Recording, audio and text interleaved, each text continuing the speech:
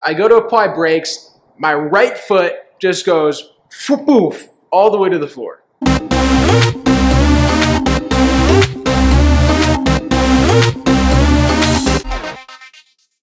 This story is really one of my very first abnormalities and emergencies in the plane, and having a little bit of experience at this point, I had been around a couple abnormalities, a couple things that were a little bit odd, and it had never really affected the flight, you know. And at this point in my career or in my story, I had about maybe 1,500 hours, so about 1,500 hours, and I still was instructing quite a bit. And throughout that entire time, most of my background had been in instruction.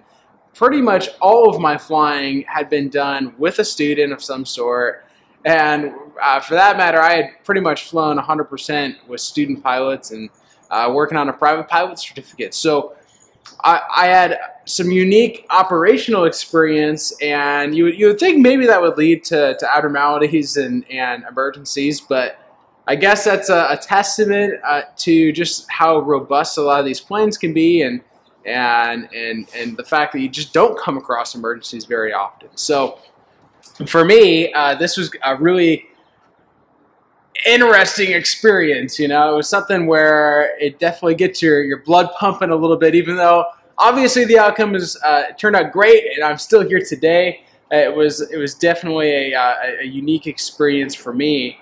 And this actually happened in a pressurized 210. The story behind this 210 is kind of unique, and I had done a few different flights with this individual at this point, but we ended up meeting actually randomly inside of a terminal at one of the local Phoenix airports. And just what a cool privilege for me at being around 1,000 hours when I met him, that I had the opportunity to get into an airplane that was faster than a 172. That was really my whole background, was flying Cessna 172s and flying, you know, like Piper Warriors, you know, all these relatively slow aircraft.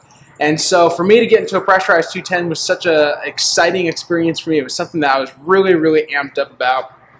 And we had already done a few different flights together, and found that we really had a good time flying together. It was a really great time. It was a good mesh, and he was already a really well experienced pilot, had taken the aircraft really across the country multiple times, and so I was just kind of there to play support system and at this point, you know, be a flying buddy, right?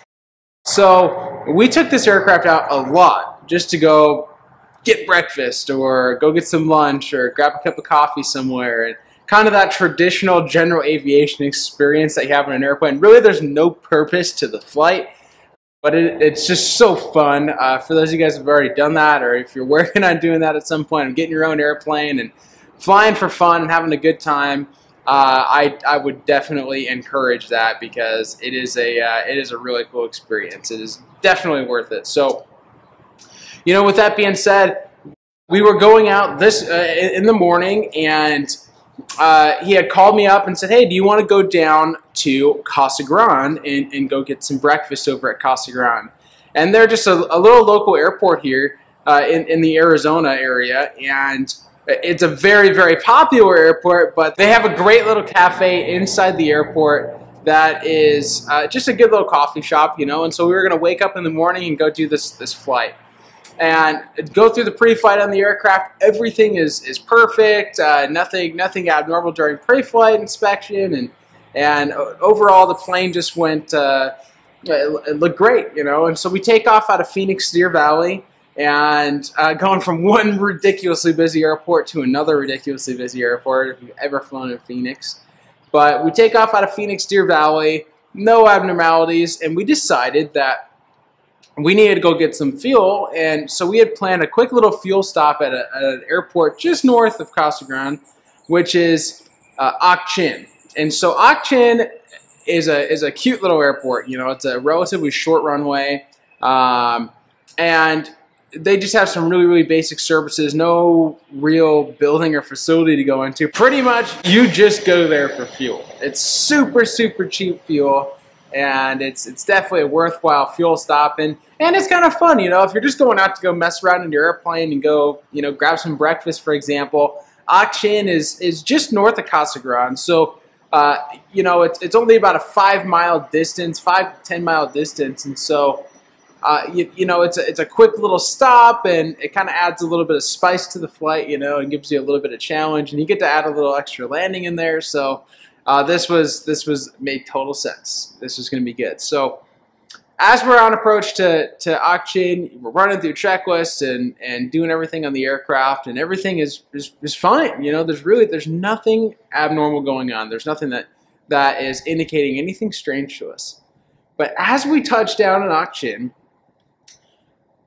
we obviously go to apply brakes, and I had landed, I had been sitting at, in this case, I had been sitting in the left seat of the plane, and I was the one that was operating the aircraft. I was the one that was doing all the flying, and I was having a little bit of fun that day, is kind of what I called it. If you know and you're an instructor and you've been instructing for a couple thousand hours, you know that you stop flying in a hands-on way relatively quickly. And so I was really excited to get some hands-on and really just do an entire flight and not be really teaching too much during the flight. And so I touched down, and as I touch down, I go to apply brakes. My right foot just goes poof all the way to the floor. You know, my right foot is just a complete dead pedal. And what a interesting chain of events that went through my mind. You know, your right foot just goes completely, sinks down to the ground.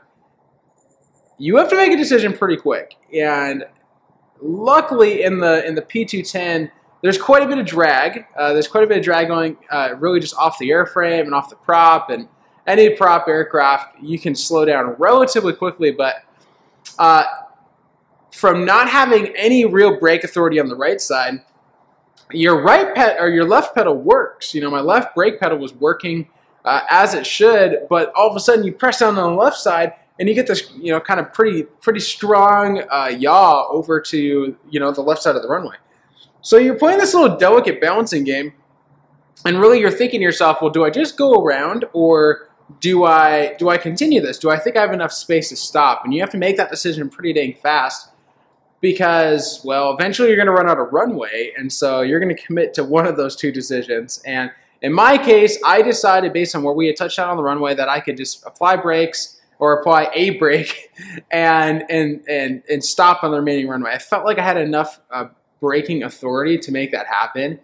And ultimately, that's what we ended up doing. I kind of did like this, it looked like a drunk taxi, you know, down the runway, where you're pressing the brake and then you swerve back over, press the brake, swerve back over. And especially in the P210, I feel like the brakes can pull you to one side or another. And we end up getting stopped by the end of the runway, luckily. Now, the next big challenge is getting off of the runway, and I'm fully aware that we can just stop on the runway, close down the whole runway, and you know, get a tug out of Ak-Chin, but I was trying my best to get off the runway, clear the runway, and not do that. So we're at the very last taxiway on the runway. And the tricky part about this is it is a straight up 90-degree turn to get off of the runway. Now, luckily, it was going into the left side, so it worked out pretty well for us to get off on the left side. There's like a 0% chance that we would have been able to get off on the right side and do an actual 90-degree turn off the right side of the runway, because just this plane does not turn without some brakes at low speed. It just does not. It doesn't do it. It is not happy doing it, and you just don't have the control authority. And so luckily we made that work. We stopped the aircraft, and through the aviation business, I developed some connections down in Ak-Chin, and I knew a maintenance facility, and we had an individual come out and kind of inspect what's going on. We get out of the aircraft, and the first thing I noticed was just pink fluid all down the right side of the main gear, and which is a very clear sign that there is zero hydraulic fluid in the brake system.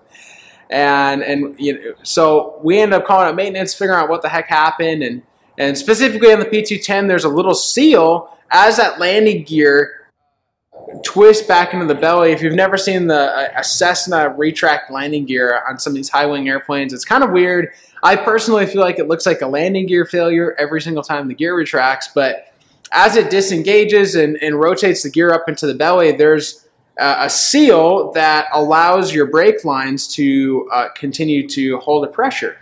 Well, of course, as you can kind of expect, that seal was no good anymore. And that was the last landing gear retraction we were going to get, where we were maintaining some fluid in there. So ended up actually being able to ferry the aircraft home with the landing gear in the down position, and overall went really smooth, and it ended up being no factor. It was no problem. We did get some lunch.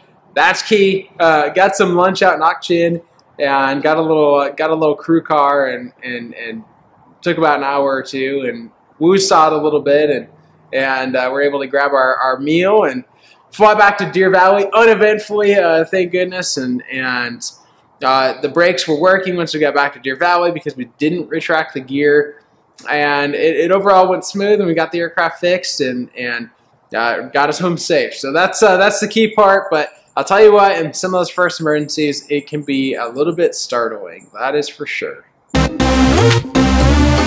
Hey gang, here from Hangar Talk. Thank you so much for plugging into the channel, liking, subscribing. We appreciate all you continuous subscribers, and we can't wait to see you on the next one.